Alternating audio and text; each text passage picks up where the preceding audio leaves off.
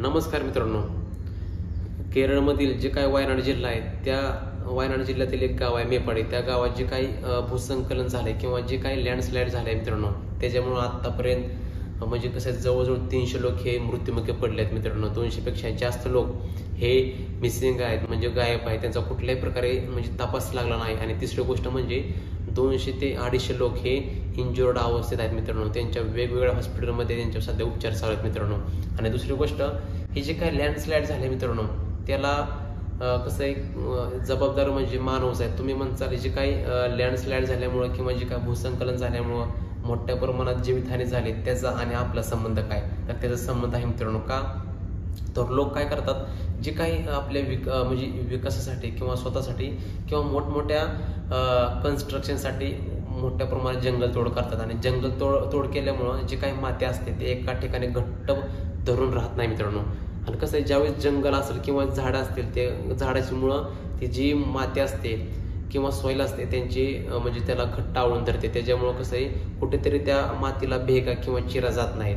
आणि जर त्या ठिकाणी झाडच नसतील तर माती ही भुसभुशीत होते. आणि मोठ्या प्रमाणात जर पाऊस त्या ठिकाणी पडला तर त्या ठिकाणी अशा प्रकारची लँडस्लाईड होते किंवा भूसंकलन होते. मोठ्या प्रमाणात दरड कोसळते आणि मोठ्या प्रमाणात पाण्याच्या प्रवाहामुळे ही माती वाहून जाते. तर त्याचं हे कारण आहे मित्रांनो. तर दुसरी गोष्ट, जे काही तेथील परिस्थिती आहे म्हणजे जे काही वायनाड जिल्ह्यातील जे काही परिस्थिती आहे मित्रांनो, मेपाडे गावातील, त्या ठिकाणी मोठ्या प्रमाणात शासन वेगवेगळ्या यंत्रणा म्हणजे राबवल्या तेथील लोकांचे जीव वाचवण्यासाठी. पण सध्या त्या ठिकाणी पाऊस अजून चालू असल्यामुळं सध्या परिस्थिती ही नियंत्रित करता येत नाही मित्रांनो. तर अशी परिस्थिती काल 2 दिवसाखाली राहुल गांधी म्हणजे जे काही लोकसभेचे विरोधी पक्षनेते आहेत आणि जे काही काँग्रेसचे सरचिटणीस आहेत प्रियंका गांधी आणि राहुल गांधी, हे त्या ठिकाणी म्हणजे दोघं हे भेट देण्यासाठी गेले होते. गांधी यांनी त्या ठिकाणी जे काही लोकांचे जीवितहानी झाले त्या लोकांसाठी 100पेक्षा जास्त घरे बांधून देण्याचा त्या ठिकाणी निर्णय घेतला आहे मित्रांनो. तर अशा प्रकारे परिस्थिती आहे. आणि सर्वात जे काही लँडस्लाईड झाली, मोठ्या प्रमाणात त्या ठिकाणी पाऊस चालू होता आणि पाऊस चालू असल्यामुळं ही लँडस्लाईड झाली असं आहे. आणि तिसरं म्हणजे कारण म्हणजे जे काही क्लायमेट चेंज होत आहे, हवामानामध्ये रोज बदल होतोय. आणि कसं आहे, जे काही क्लायमेट चेंज होते किंवा जे काही हवामानामध्ये बदल होते त्याचा परिणाम ही आपल्या मानव जीवनावर होतोय असा विषय. कसं आहे, पावसाचा सीझन असतो आपला, जे काही जून ते ऑगस्ट ते सप्टेंबरपर्यंत आपला ती हे असतो, एक पिरियड असतो 4 महिने पावसाचा.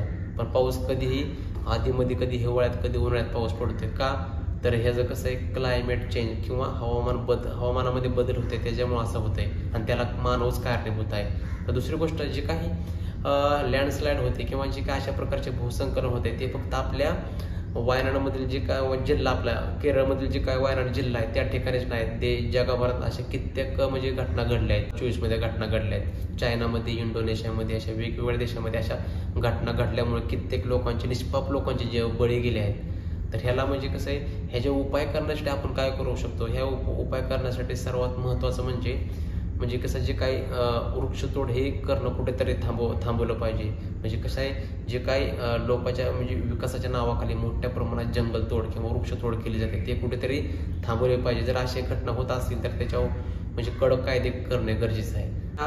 अशा घटना ज्या ठिकाणी घडतात त्या ठिकाणचा अभ्यास करून त्यावर वेगवेगळ्या पॉलिसी म्हणजे धोरणं आणि योजना म्हणजे राबवणं गरजेचं आहे. त्या ठिकाणी हे लागू केल्या तर अशा प्रकारे कुठेतरी भविष्यात अशा घटना घडणार नाहीत किंवा निष्पाप लोकांच्या बळी जाणार नाहीत मित्रांनो.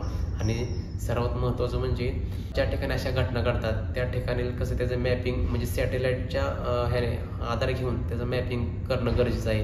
तेथील लोकांना विचारात घेऊन त्या ठिकाणी कुठेतरी तिथं झोन म्हणजे तिथं वेगवेगळे हे तयार करणं गरजेचं आहे. तरच कुठेतरी आपण थांबवू शकतो. आणि सर्वात महत्त्वाचं म्हणजे वृक्षतोड केली तर त्यांच्यावर कडक म्हणजे कसे निर्बंध किंवा त्यांच्यावर कारवाई करणं गरजेचं आहे. तरच कुठेतरी वृक्षतोड किंवा जंगलतोड थांबवू शकते. कारण कसं आहे, जवळपास असे जे काही भूसंकलन आहे किंवा जे काही लँडस्लाईड आहे हे मोठ्या प्रमाणात कुठे होते तर ती ज्या ठिकाणी म्हणजे कसं आहे डोंगर वगैरे किंवा जे काही डोंगरासारखा भाग असतो त्या ठिकाणी अशा परिस्थिती म्हणजे कसं आहे नॉर्मली उद्भवते.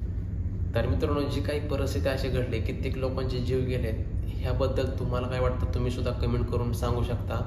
तर असा एक आपला छोटासा व्हिडिओ होता. धन्यवाद.